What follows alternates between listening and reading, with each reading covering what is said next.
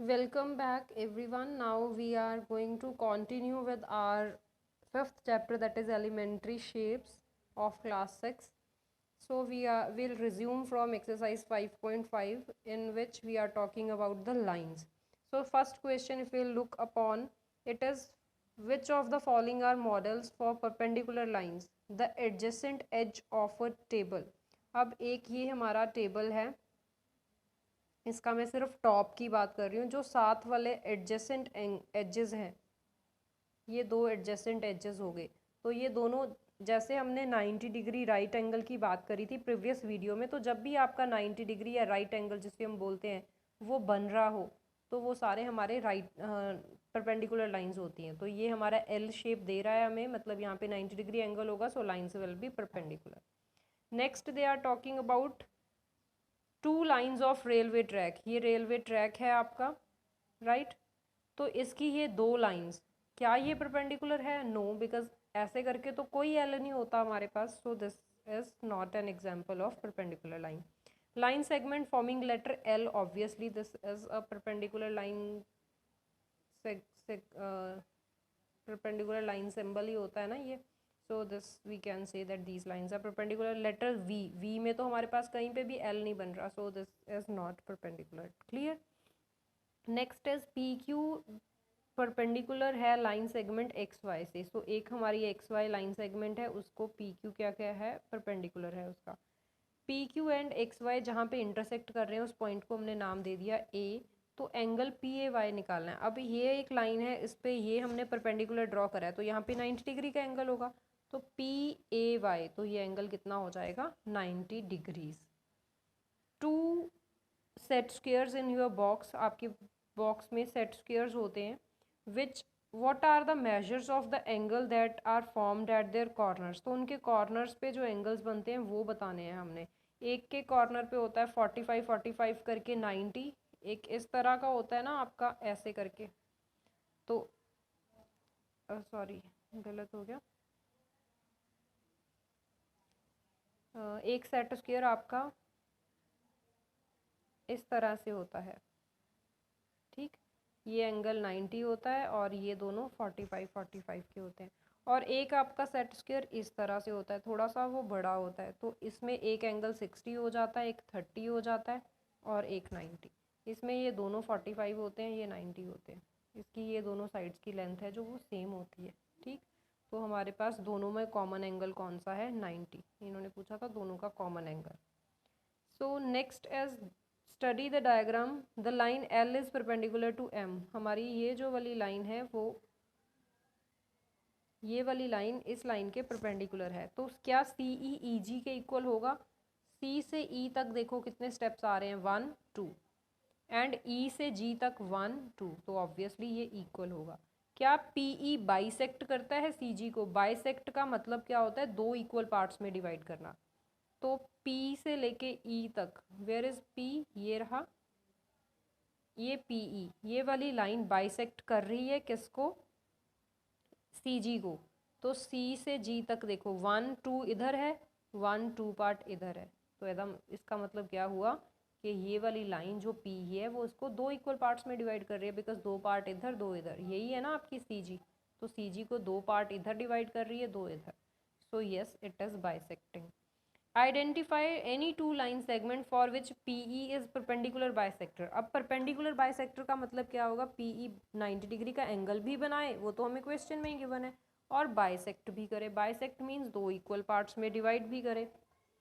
तो अगर हम सबसे पहली एग्जांपल देखें तो वो हमारे पास क्या आ जाएगी, अगर मैं DF लाइन ले लूँ, तो ये D है, ये F है, बीच में ये लाइन जा रही है, तो ये दो इक्वल पार्ट्स में डिवाइड कर रही है, तो एक आपकी DF हो जाएगी।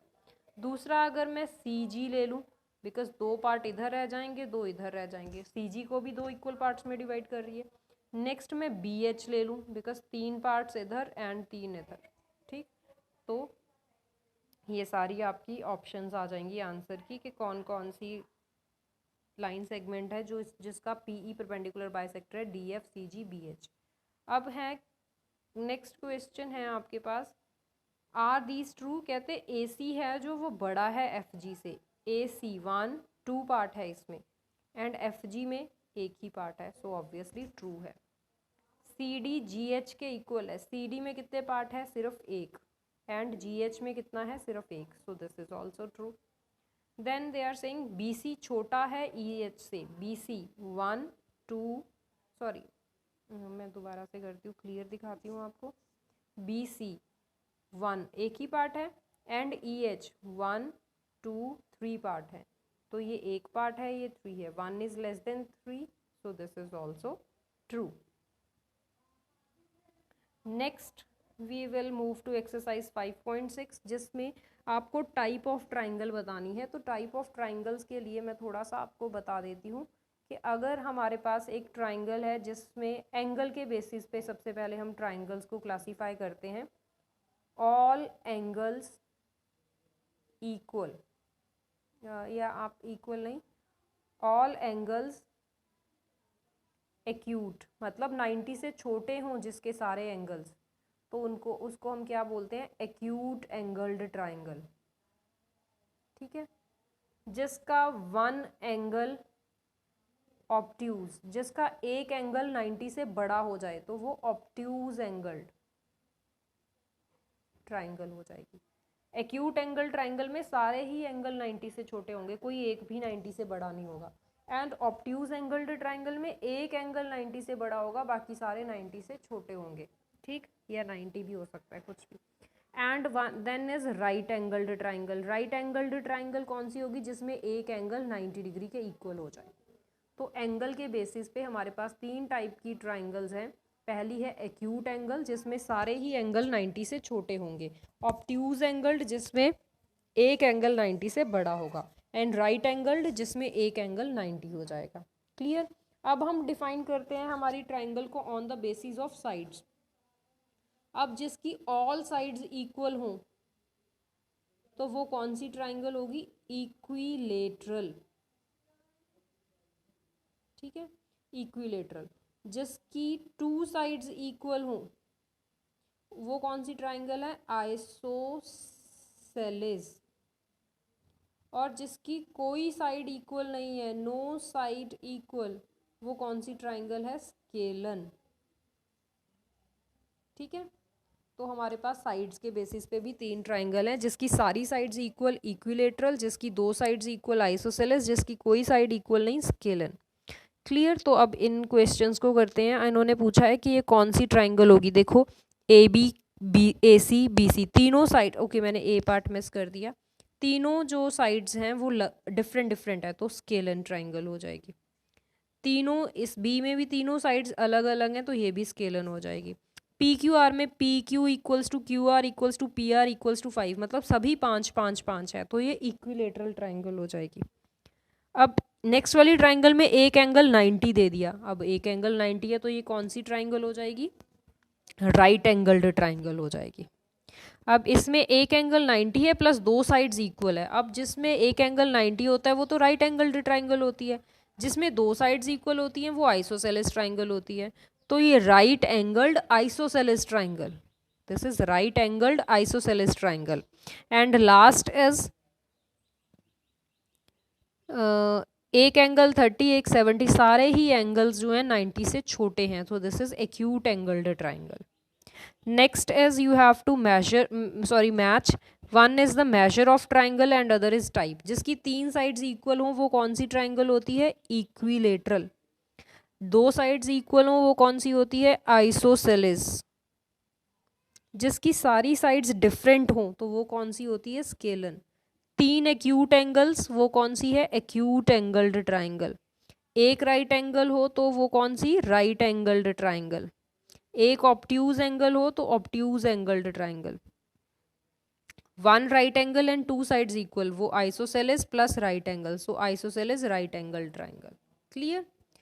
Next, name each of the following triangles in two different ways. अब आपने इनका नाम एंगल के बेसिस पे भी देना है और साइड्स के बेसिस पे भी देना है। तो अब एंगल के बेसिस पे अगर हम बात करें तो सबसे पहले साइड सारी डिफरेंट है तो स्केलन है। अब एंगल कहीं पे भी हमें नहीं, देखो ये भी क्यूट सा वी बन रहा है, वी बन रहा है, तो ये एक्यूट एंगल्ड हो जाएगी। इसकी साइड सारी डिफरेंट तो ये स्केलन, बट इसका एक एंगल 90 है तो ये राइट एंगल्ड। इसकी दो साइड्स इक्वल हैं तो ये आइसोसेलेस, बट एंगल देखो ये एक 90 से बड़ा है, सो दिस इज ऑब्ट्यूज एंगल्ड। ठीक है, दो दो नाम देने हैं हर के, साइड के बेसिस पे भी, एंगल के बेसिस पे भी। अब इसको देख लेते हैं, एक एंगल 90 है तो ये राइट एंगल्ड हो जाएगी, दो साइड्स इक्वल हैं तो ये आइसोसेलेस हो जाएगी। अब इसकी तीनों साइड्स इक्वल हैं तो इक्विलेटरल, और सारे क्यूट से वी बन रहे हैं तो ये सारी एक्यूट एंगल्ड भी हो जाएगी। अब ये तीनों साइड्स डिफरेंट है तो स्केलन हो जाएगी, बट एक एंगल 90 से बड़ा है तो ये ऑब्ट्यूज एंगल भी हो जाएगी। Clear. Next is try to construct this using matches, तो ये आप खुद से कर सकते हो। Then is this is again an activity type, so we are not going to discuss this over here, ये मैथ्सटिक्स के साथ है। Next exercise we are having true false. Each angle of rectangle is right angle. Yes, तो हमारी जो rectangle होती है उसमें सारे एंगल्स जो होते हैं वो 90 डिग्री के होते हैं, so this is true. Opposite sides of rectangle are equal. Yes, अगर ये 2 सेंटीमीटर है तो ये भी 2 सेंटीमीटर होगा, अगर ये 1 है तो ये भी 1 होगा, मतलब ये वाली साइड इसके इक्वल होती है एंड ये वाली इसके इक्वल होती है। इसको हम ऐसे करते हैं कि जिसमें सिंगल कट है वो सिंगल कट वाली के इक्वल, जिसमें डबल कट है तो डबल कट वाली के इक्वल। So this is also true.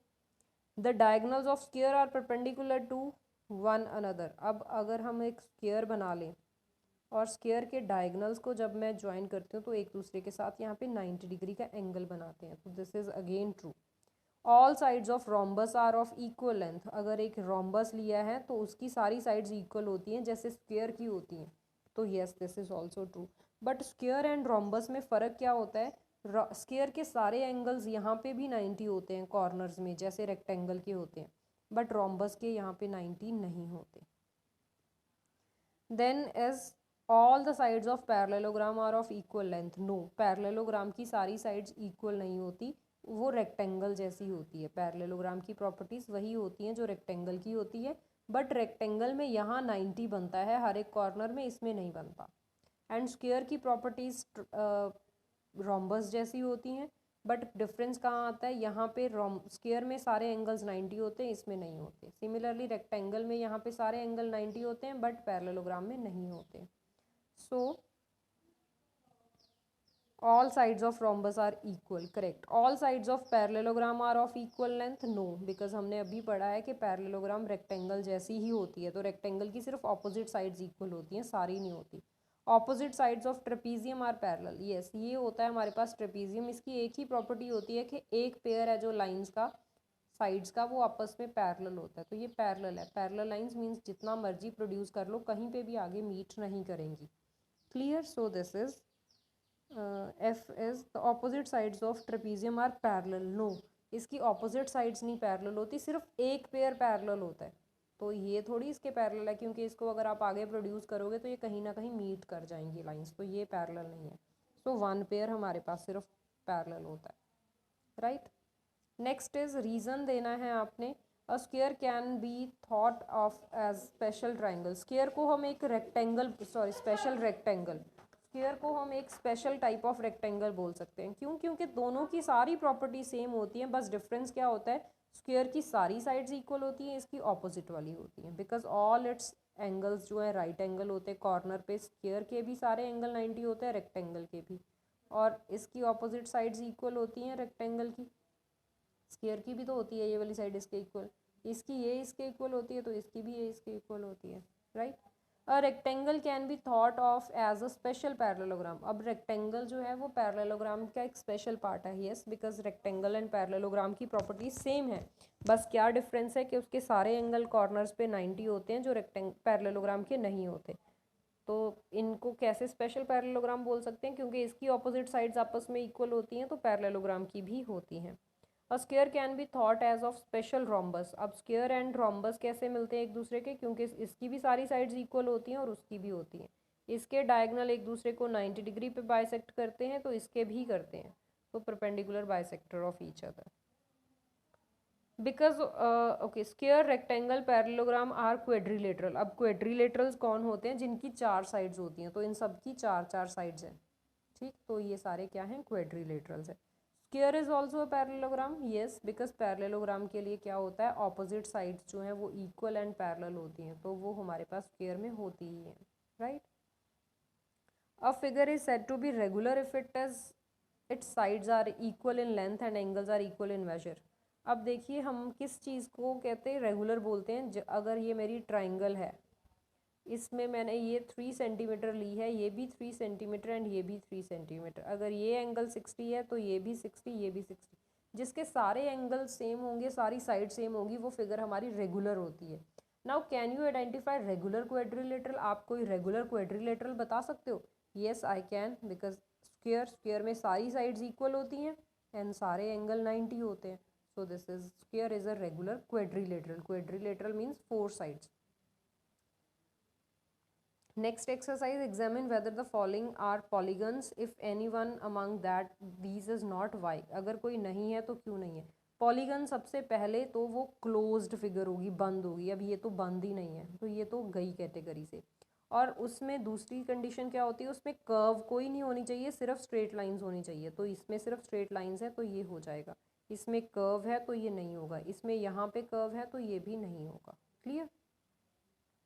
Next is इनका नाम बताना है। अब इसकी कितनी साइड्स हैं देखो, 1 2 3 4, तो ये क्वाड्रिलेटरल हो जाएगा। इसकी कितनी साइड्स हैं, 1 2 3, तो ये ट्राइंगल।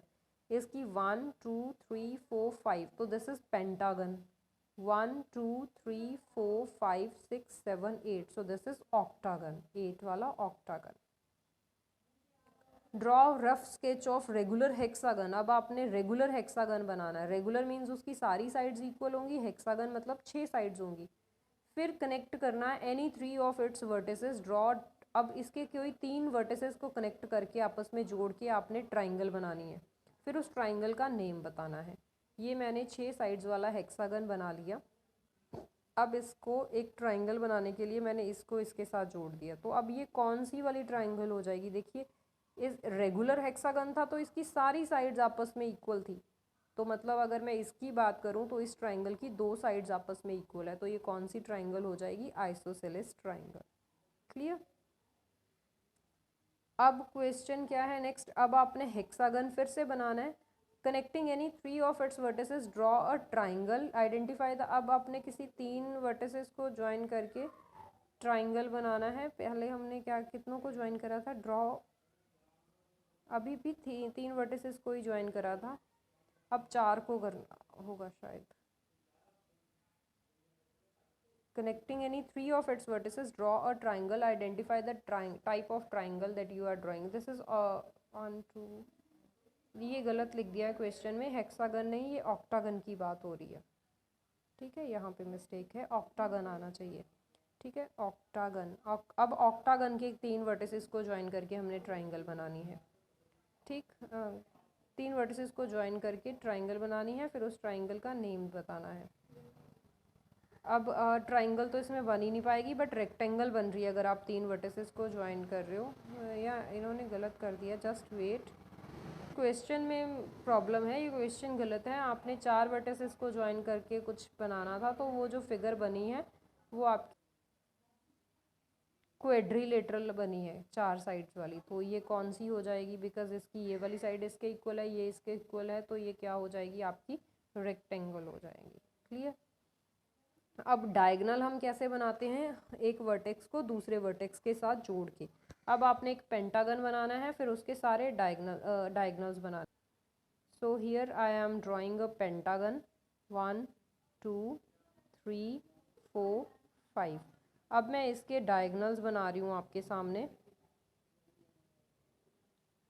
तो डायगनल के लिए इस वाले वर्टेक्स को मैं अगर पिक करूँ तो उसको इन चारों वर्टिसेस से जोड़ना है। ये वाला इसके साथ ऑलरेडी कनेक्टेड है, तो मैं इसके साथ जोड़ रही हूँ इसको। फिर इसके साथ ही ऑलरेडी कनेक्टेड है। अब मैं दूसरा वर्टेक्स उठा रही हूँ, ये वाला, ये इसके साथ भी जुड़ा हुआ है, इसके साथ भी, तो मैं इसके साथ जोड़ रही हूँ और फिर इसके साथ। अब मैं ये वाला वर्टेक्स उठाऊंगी, ये इसके साथ भी जुड़ा हुआ है, इसके साथ भी, तो मैं इसके साथ जोड़ दे रही हूँ। ऐसे ही हम जब सारे कनेक्ट करेंगे तो ये हमें पता चलेगा कि हमने बना लिए। तो इसके ये एक क्या हो गए, 1 2 3 4 5, इसके क्या हो जाएंगे? डायगनल्स हो जाएंगे। Clear? So here is it in the figure also. इसमें इनकम्प्लीट है, आपने इसको भी ज्वाइन करना है। ठीक, आपने कोई वर्टेक्स छोड़ना नहीं है। So next as we are having last exercise, match the following. अब आपको शेप्स के बारे में पता होना चाहिए, कोन कौन सा है जिसमें आप आइसक्रीम कोन बड़े अच्छे से याद रहता है आपको। सफ़ियर कौन सा होता है, सफ़ियर जैसे कि आपकी बॉल होती है, ठीक, तो ये आपका सफ़ियर है। सिलेंडर कौन सा है, अब वो दिखाने के लिए मुझे नीचे जाना पड़ेगा। सिलेंडर ये देखिए, ये एक सिलेंडर है जो आपका 5th नंबर पे बना हुआ है। This one is a cylinder. Cuboid कौन सा है, ये वाला। एंड पिरामिड कौन सा है आपका, जो टॉप पे था। This one is your, first one is your pyramid, right. ये इन्होंने इनके आंसर सामने सामने करके लिख दिए हैं, right. Next is what is the shape of your geometric, your instrument box. जो आपका ज्योमेट्री बॉक्स है जिसमें आप पेन पेंसिल डालते हो, तो वो कौन सा है, जो आपका वुडन वाला या प्लास्टिक वाला होता है या आयरन वाला, दैट इज़ क्यूबॉइड। ब्रिक कौन सी शेप में होती है, ब्रिक कैसे होती है, ऐसे करके होती है ना, तो this is again a cuboid. Road roller, road roller तो इस तरह का होता है, रोल करेगी कोई चीज़ तो वो सिलेंड्रिकल हो जाएगा। मैच बॉक्स जिसमें आप माचिस डालते हो, तो वो भी क्यूबॉइड होती है। स्वीट लड्डू, लड्डू आपका किस फॉर्म में होता है, लड्डू तो सफियर होता है, बॉल जैसा होता है, right. So with this I we have finished with our 5th chapter. अब मैं थोड़ा सा आपको इन शेप्स के बारे में अपनी तरफ से बता देती हूँ। सबसे पहले हमारे पास क्यूबॉइड होता है। क्यूबॉइड एक बॉक्स होता है बेसिकली, जिसकी लेंथ, ब्रेथ, हाइट है, जो वो सारी चीज़ें क्या होती हैं, ये मैंने क्या बना दिया, सॉरी। क्यूबॉइड आपका आप ऐसे करके एक बॉक्स बना सकते हो, ठीक, तो ये आपका क्या है, एक क्यूबॉइड। अगर ये हो गया क्यूबॉइड, बट अगर हम क्यूब की बात करें, क्यूब आपको पता है आपका रूब्रिक क्यूब, जिसमें आप वो करते हो कलर सेम करके आप खेलते हो ना, पजल बॉक्स, तो ये क्यूब हो जाएगा, जिसकी जितनी लेंथ है उतनी ब्रेथ है और उतनी ही हाइट है। इसकी लेंथ ज़्यादा हो जाएगी। ये छोटी छोटी रेक्टेंगल्स को मिला के बना हुआ है, ये छोटे छोटे स्क्वेयर्स को मिला के बनता है। फिर सिलेंडर आता है, सिलेंडर आपका इस तरह का होता है। फिर कोन आता है, कोन आपका इस तरह का होता है। फिर आपका सफ़ियर आता है जो कि बॉल की शेप में होता है, ठीक। तो ये आपकी कुछ शेप्स थी। सो आई होप आपको ये चैप्टर क्लियर है, तो रिवाइज इट अगेन।